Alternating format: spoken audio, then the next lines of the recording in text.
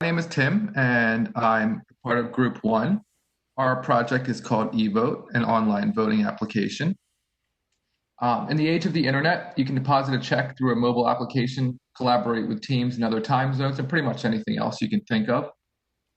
The old system of paper ballots and registering to vote by mail is antiquated and in desperate need of an update.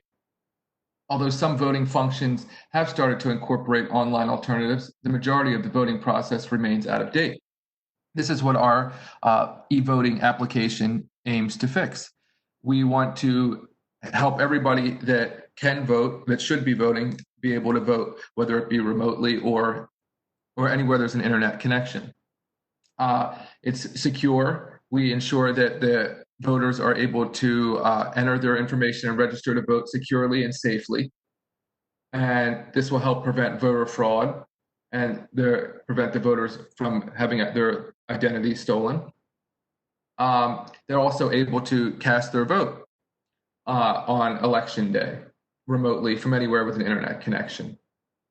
This application is definitely needed because with times like this, we're a global pandemic, where they may not have access to polls or want to avoid getting sick, or maybe they don't have transportation or they're old or elderly and they don't have access to the polls. So this project aims to help everyone that should be able to vote to exercise their constitutional right to be able to vote.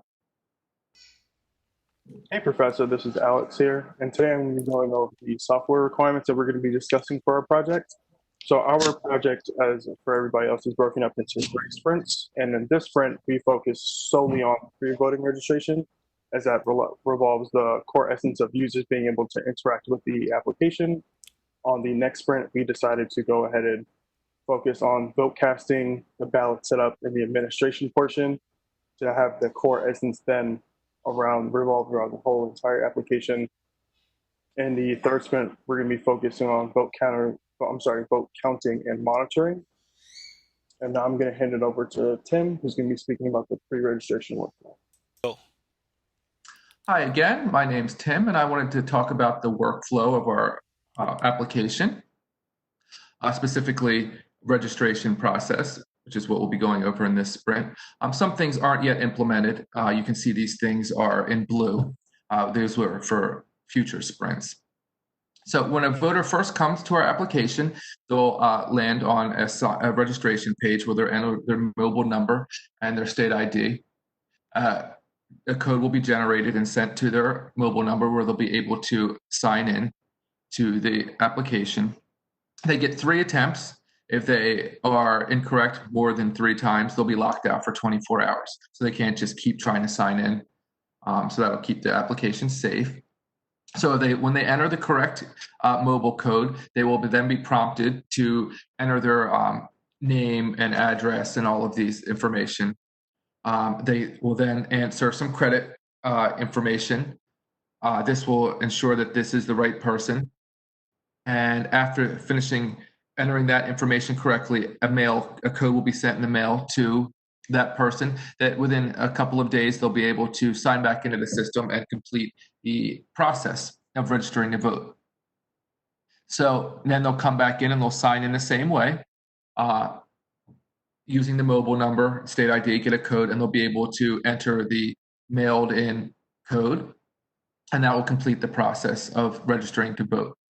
Now on voting day, they'll come in and they'll register to vote with the mobile device, and the system will recognize that they're already registered and send them right over to the ballot. And that's pretty much the system. So now I'll pass it off to Vivek, who's going to go over some software architecture. Hi, this is Vivek Tripathi. I'm going to go over the software architecture for the eVote project. The main drivers for software architecture of this application were voter privacy and security of the application.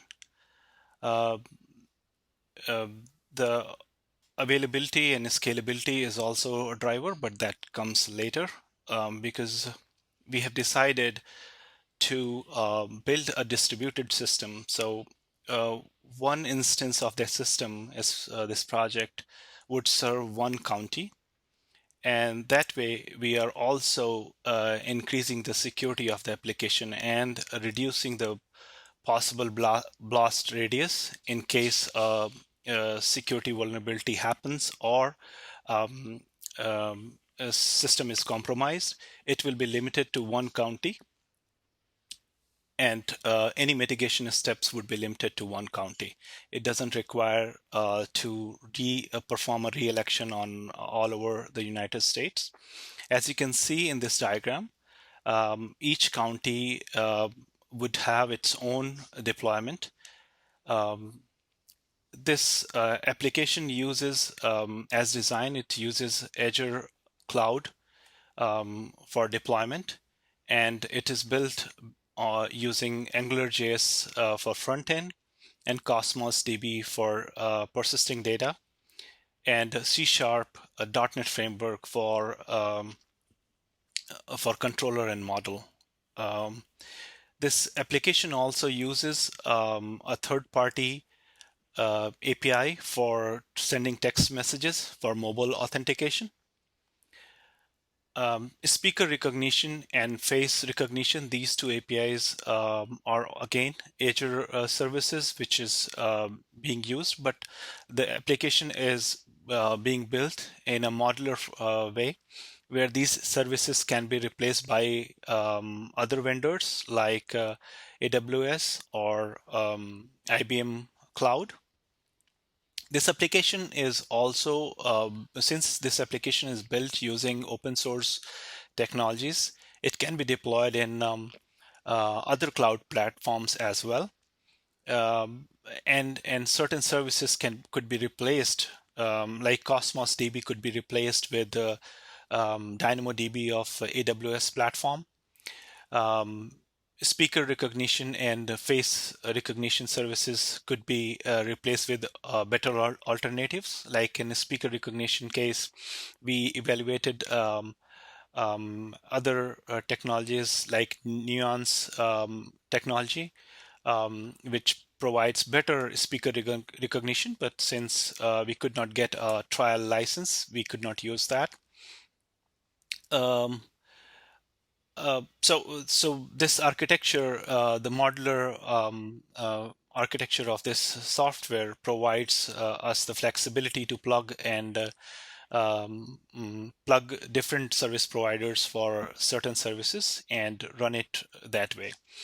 It's possible that certain counties would decide to run, say, for example, a speaker recognition using IBM technology or Nuance Technologies services rather than using Azure, and they can do it. And this mix of service providers also give us better security of the application. So if a hacker is trying to hack the system, he has to go through several hoops for each different county, and it won't be one single way of breaking the system. So in a way, it enhances the security of the system. Now, for anonymously recording or persisting each vote casted, we are using blockchain technology. For this application implementation, we are using Azure's managed blockchain service. And this service would be shared by all counties of within the United States of America.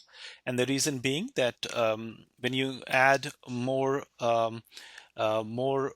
nodes in a consortium of blockchain, it basically increases security of the consortium, because now you have to, if a hacker wants to modify casted votes, he has to do it in every node, which becomes harder. And that's the reason we have kept a single consortium for blockchain for all counties, even though the main application is separated for each county. Now, for this application, we are also using Active Directory on Azure platform. We are using out-of-the-box load balancing and monitoring services also. monitoring can be configured for real-time alerts also. We are also using auto scaling out of the box, auto scaling for app services. And it can be configured, and system would auto scale based on load threshold on Azure app services. Now, uh, this is all about software architecture for this application. I'll hand it over to Matt to go over the API design. Thank you very much. Hi, my name is Matthew Weaver, and I'm going to talk about the API design we have for this registration process. As you can see here, we have 4 APIs. Voter status. This API gets the voter's account status. The status informs where voters stand in the registration process. The API also generates a mobile and mail-in OTP based on the user's account status. The mobile OTP is sent to the registered number using SMS services. The OTP authentication API validates a one-time code based on registration action code. The voter should have an account called before calling the API. In case voters provide an incorrect mobile OTP 3 consecutive attempts, then the account will be locked for 24 hours. In case of mail-in OTP, it will be locked for 72 hours. We have a credit file API, which is an API that provides a mock-up to verify a user's identity based on 5 questions. The data received and input to this API is not stored in the database for users' protection. Then we have a credit file authentication API, which validates the voter's responses to the credit file-based questions. The voter only gets one chance to provide the correct answers to these questions. In cases where the voter provides incorrect answers, his account will be locked and they will have to go into the local office to verify their identity. We have Swagger definitions, which can be found here. So here are the definitions for the APIs and the schemas for the classes that are used via those APIs. Thank you, and now I will hand it over to Alex that will talk about the API code. Hey, Professor Alex here, and I'll be speaking about the current API code layout. So as Matt mentioned, we do have several API routes that are set up, and that's currently housed in our vote controller class. And from here, we have the vote controller that currently interacts with the models and the value objects that are called and passed to our Cosmos DB service. As Vivek mentioned, we're using that Cosmos DB, which helps us store and house these voter model objects in our models class, in our models folder, and we do also have the value objects class, which also houses the current voter objects and the credit details that are needed as well. As we do begin to develop more code, we also created a utility class, which we currently house for the OTP generation. But as we go ahead and develop more code, we could use it for further helper functions. As we also begin to think about the status codes of the project, we also decided to house them in one file called constants. And this will help us surely, definitely over time, as we begin to expand the project, we can go ahead and list these out one by one, and all of these can go ahead and be tracked in one place. Now, as we go ahead and speak about the Cosmos DB, I also wanted to give you a brief summary and overview of what that looks like. So on the Cosmos DB side here, we are, as I'm currently logged in, these are currently the IDs and for the mobile number and state IDs that are listed. I'm sorry, let me just take a step back. The primary identifier for each user is the mobile number underscore state ID. So in this example here, you can see here, this is the mobile number underscore state ID. For a lot of testing, we kept it through the same, but over like various ones like this, for example, these numbers would differ. And these house all the user objects and their information to be able to go ahead and recognize, for example, if OTP code was generated, in this example, like here, it was none, the time it was generated. So if we want to do any sort of time checks, same thing for the credit questions, and so on and so forth. And that's it for the API layer. I'm going to hand it over to Jesse to speak about the front end. Hi, my name is Jesse, and I will be going over the front end part of the application. For the front end, we decided to use Angular. This is because it's open source framework, which allows us to build a single page application. On top of that, we're using Node.js for packages and to install additional dependencies if needed. One other key component of Angular is it's using TypeScript, which is a lot easier to develop than JavaScript. And it's just that language is built on top of JavaScript. So within our application as a whole, we have a client app folder, and this houses the whole Angular application. If we're looking at it within this source folder, we have the whole app here. For Sprint1, we focused strictly on authorization. And so we built out this authorization folder, and this houses all of the different components that are needed and the steps. A quick little overview. Angular, you use components. It's a single page, so there's not as much routing.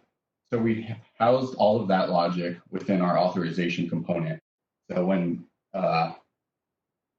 say they fill out the voter verification form, this will send it a call to the service, which will return the response. And this child component will actually emit an event that this authorization component is listening for.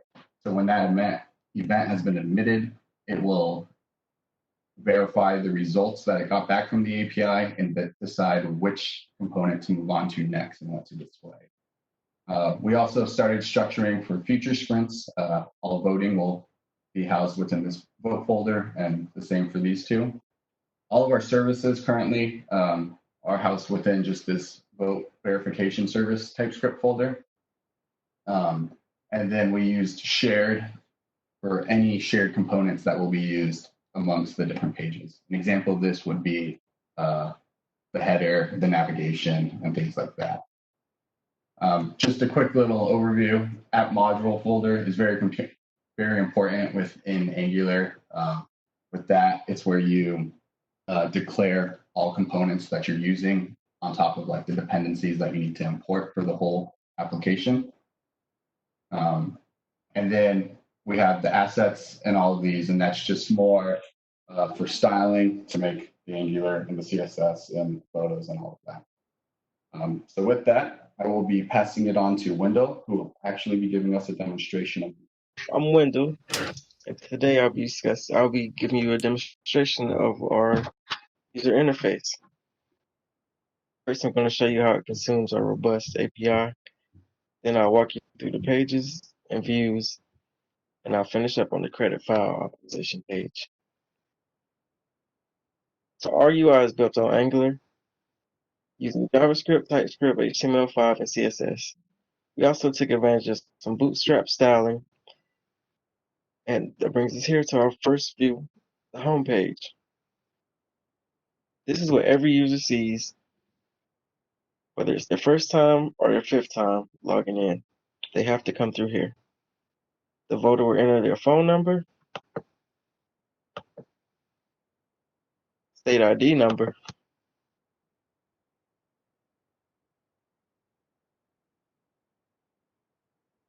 and use the reCAPTCHA module to verify they're human.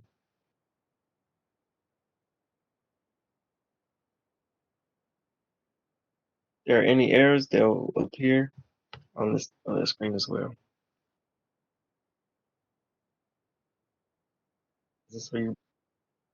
Here we see our pin was text to us at 1560723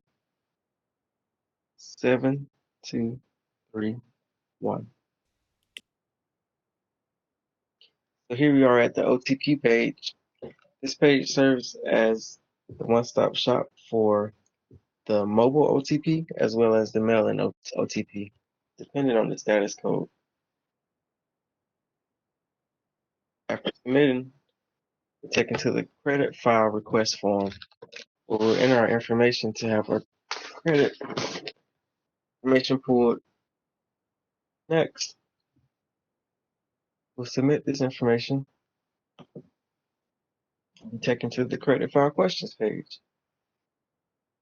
Here we'll answer a list of questions. Questions are answered correctly, we'll be prompted to receive a one-time mail passcode. Answer incorrectly, we'll be required to register in person. This concludes our presentation of the user interface. I'll now hand it over to Alex to discuss testing. Hey, Professor Alex here. And like Wendell mentioned, we were going ahead and utilizing the feature that DevOps has for testing. And what that looks like is, one, they offer a plugin which interacts with your browser. If you have Chrome, Firefox, that you can go ahead and set up. We have this set up here to work directly with the DevOps branch that we have for the project. So just go ahead and begin this. We need to let the plugin know that we want to start testing, in which we need to go ahead and click this nice little play button here. And now it knows that the session is running. And then from there, upon all of the test cases that we have linked, we want to go ahead into test plans on DevOps. And from here, for the pre-voting registration, like we said, is the main focus here. You can see all the test cases that we have. For the sake of the demo, we did want to go ahead and highlight that we have some active in progress, just a variation here. And for a demo, what that may look like, if we want to go ahead for this reCAPTCHA example, I'll go ahead and start this up. So I'll click run for web application here. And for here, we can see a little pop-up window that just gives you a breakdown of everything that we want to see in the test case. So it helps the user know what they're looking for, the tester know what they're looking for, how to interact with it. If there's any issues, we can go ahead and click create a bug, or if there's a bug that's already there, we can click add to existing bug. We have more features here to add comments, attachments. Maybe we may need to go ahead and record the screen. This is also helpful, like I mentioned, with the plugin. Even though it's connected directly into our DevOps project, we have the option here to run standalone, but that's outside the scope of what we're doing here. So back in our test case here. So first in this step, looking at our application here, the first step is that we would want to go to the eVote URL, which we went ahead and did. So I'm going to go ahead and check that off. Now, as we're strictly focusing on reCAPTCHA and how this test case interacts, I'm going to need to put in some sort of information for it to track correctly. Hey, you did not start the recording there, so we need to redo it. What do you mean? The plugin, you did not click the plus button there on the test case window. It's ongoing. No, not that demo. Go to the test case. There, the other window. Here you have to click that. The recording is not started. It's not showing there. Oh, you're talking about the plus sign? Yeah. I didn't get to that part yet. Oh, sorry. I see what you're saying. Okay. It's okay. No problem. Okay, I was just trying to fill the air. Okay. So. Hey, Professor Alex here, and like Wendell was mentioning, we wanted to go ahead and log our test cases. The best thing that we found was to go ahead and use test plans that's already in Azure, so why not use the features that are there? And one thing that was really helpful about this is that we can go ahead and log and track everything together in one place. And that just makes management and metrics very easy to go ahead and look over. So one thing that's cool about this is that DevOps, they go ahead and offer this plugin that interacts with your browser.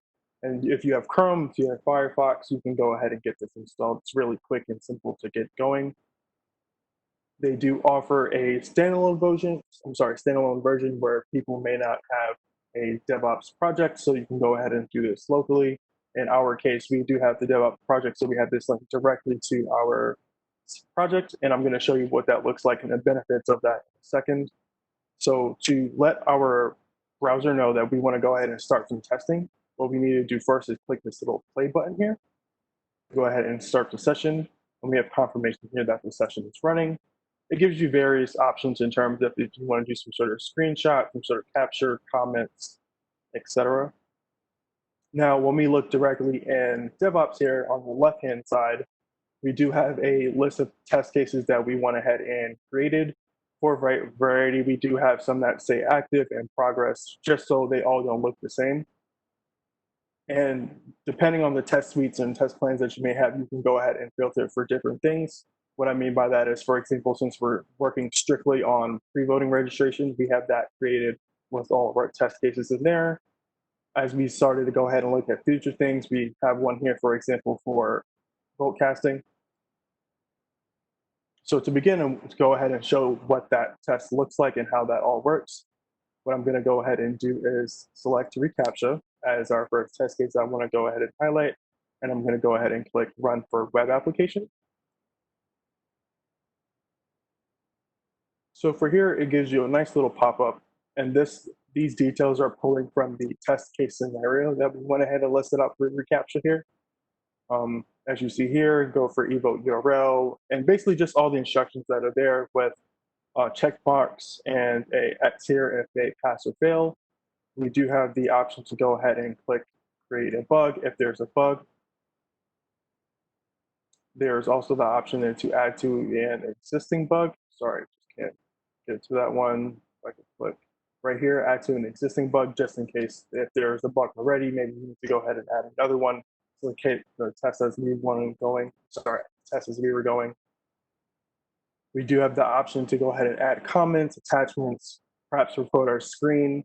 I'm assuming in a real world scenario, maybe the testers are separate from the engineers directly, so they may go ahead and show why this passed or why this may have failed, et cetera, et cetera. But for our example, let's go ahead and just go ahead and dive right into it. So what I'm going to go ahead and do is I'm going to start the recording, which is with this this little plus button here. It's like this little picture. And it's basically looking at all of my Google Chrome windows that I have open. I'm going to go ahead and select eVote Administration, as that's the window with the application running. So right now, it knows it's going to go ahead and log any actions on this eVote screen. For the sake of it actually logging, I do need to put in some sort of information for it to be tracked appropriately, and I'll show you what that means towards the end. So in our scenario steps here, going through them again, we have the pass or fail buttons. So in this example, we went to eVote URL. So I'm going to go ahead and click checks for those. Per the instructions, we need to select right images. As we see with the reCAPTCHA, sometimes it may, as you may know, it may prompt you with some images that you need to go ahead and sometimes it may just give you a nice little plus. But like I mentioned, we also do need to put in some sort of filler information. So I'm just going to put in 1, 2, 3, 4, 5, 6, 7, 8, 9, 0. And I'm going to do that on both ends. I'm going to go ahead for the test case purpose, click I'm not a robot for reCAPTCHA just to make sure it verifies. In this case, it did. And there was no images, so I can go ahead and click check. I'm going to click get verified, again, just logging the actions that were just taking place and for it to go ahead and log the screen. So I'm going to click get verified, which it went to the next screen, which is totally fine. And from here, I'm just going to go ahead and click this little check marks because there was no images that popped up. So there was no errors with that. So now that it let me go to the next screen, we're done with our test case, everything passed. We want to go ahead and stop it. So I'm just going to go ahead and click stop. And we see here actions recorded stopped and so attached with the test result. Perfect. We want to go ahead and click save and close. Now, if we go back to our screen, before it showed in progress and now it shows passed. And to go ahead and just take a deeper look into what that test case may have looked like, we can double click it. You'll be able to go ahead and see all the previous results for that test case. So for example, the one I just done, I'm going to double click it again. And here we get a nice breakdown view of that test case. So I'm assuming, and again, in a real world scenario, it may be helpful for others if they want to go ahead and see the tests that were passed, the tests that were failed, The actions may have occurred in between. Like I mentioned, things needed to be stored so it can be shown appropriately. And I'm going to go ahead and show you an example of what that looks like now. It downloads this HTML file that shows all the pictures and everything. So as I was mentioning here, nice little cool feature. As I go ahead and go through each test case scenario, as you see on the left-hand side with the steps, it shows you the action followed by the image and the full screen image. So as I go through and highlight over each one, you see it differentiate. And in the event here, again, we just wanted to make sure that our reCAPTCHA API was working as expected, where it was able to verify. In the case that it did, we're able to see that on the right-hand side with the check mark, I am not a robot. And that's how that's complete. And this is pretty cool because we do have the ability to go ahead and look at all of the test cases that are currently pending, currently in progress. They do offer a progress report of showing the metrics towards that. So as we want to go ahead and look at the test cases that are there, which ones are not run, which are run. And this can help us as we go along into the next sprint, just making sure that we go ahead and have all of our test cases completed as needed.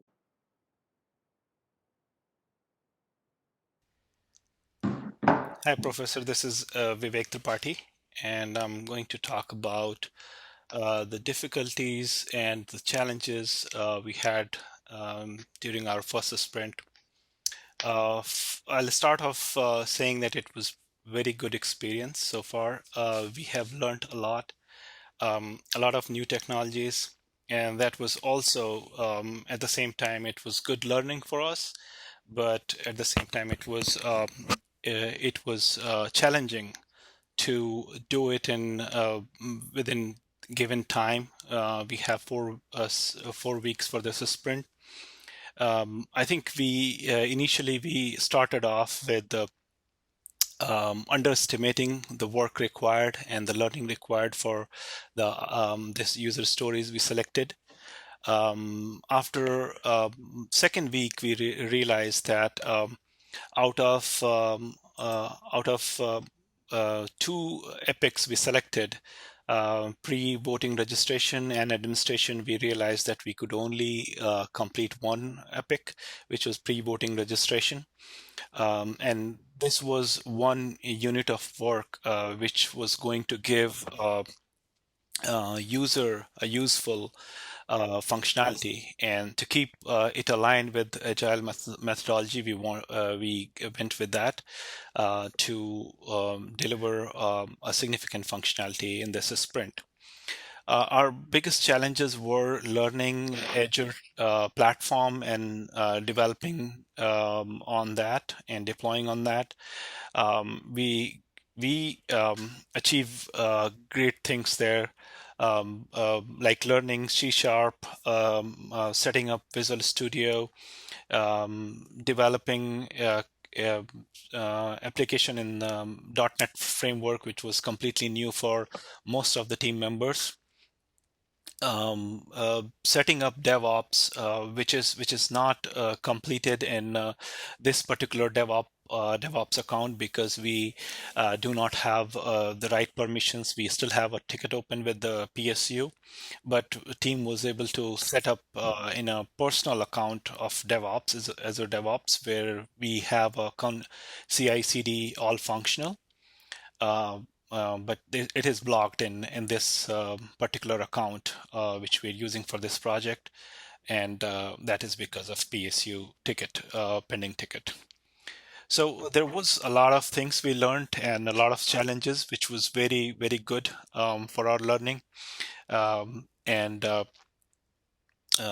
I think that was it was a good experience. Especially, we also learned how to do APIs, how to do Swagger, definition of APIs, and all the best practices. So all that learning was a very good experience for us. Wendell, do you want to add anything there? I definitely, over on the front end, it was a extremely high learning curve because most of us hadn't done anything as far as UI development goes. Jesse was a godsend because he's been a full stack developer before, and he kind of was able to walk us through everything. But still, even with that, having Tim and I have to kind of figure things out on the fly. It had its challenges, but I think overall we were successful, and we've learned a lot over the last couple of weeks. It's been both rewarding and um, challenging, I guess would be the best word. Right, right. And I think as far as the team workload goes, I think as I was saying that initially we thought that we'll be able to achieve or complete two epics, but later we found out that that's not. So what do you think about that? How we are going to do better the next sprint since we have one extra epic now to finish in the next sprint? So I think it'll be a lot different this next sprint because, like I said, there was a higher learning curve during the first one. Now that people know what they're doing and we kind of got our rhythm going, I think that the workload will be more balanced. It feels like on this sprint, you took on most of the tasks. Hopefully, we can spread it out more over this next one, so that we don't burden you as much. But we definitely appreciate all that you did during the sprint. Yeah, I think that's good. I agree that in the next sprint we would be able to do better sharing the workload, and since we have a lot of groundwork done in this sprint, we'll be able to achieve more on the development side. Since we don't have to learn DevOps, we don't have to learn dashboards and everything. One thing I wanted to talk about. So one thing, same goes with the burn down chart on the user stories. It appears that most of the work is done here, and that's because Mhm. we switched tasks to user stories, and then we had to complete it. So it appears that everything is done after 6:15, which is not the reality. It's basically done before, but we had to because we switched tasks to user stories, we have to do it again. So that was one thing I wanted to point out Mhm. uh, from uh, from the burn down side. I think overall, this sprint was very good, and it was a great learning experience. I think there are certain things which we would be doing better in the next sprint. For example, better sharing of workload, and the implementation speed would be team's velocity would be better because we have the groundwork set up. So we would be focusing only on implementation. So that will definitely give us a better velocity on that. So with that, I think we can conclude our demonstration. Do you have anything to add, Wendell? Oh, that sounds good to me. All right. Thank Thank you you for the very much opportunity. for watching our demo and giving us this opportunity from the from every member of this team of Capstone Project Group 1. Thank you, Professor.